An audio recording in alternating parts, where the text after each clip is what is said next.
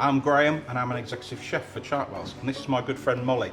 She's the sustainability lead for Chartwells. What does that mean? That means that I focus on creating a healthy planet, which includes helping our bees. This next recipe uses apples and pears, which are a great bee-friendly crop from our country. That's good for sustainability. We're not bringing them in from anywhere else on the planet.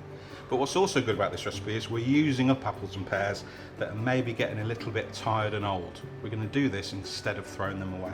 We're going to start off with the lemon, and a really good trick for getting lots of juice out of them is to rub them on your board and squish them inside a little bit.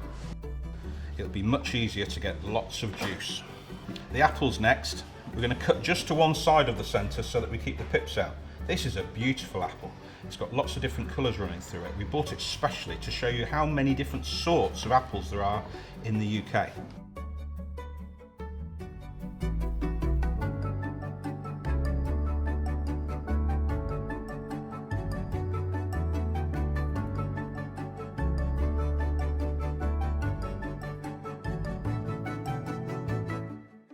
Finally, into the main bowl, we're going to add some lovely fresh mint. Finishing these crackers off couldn't be easier.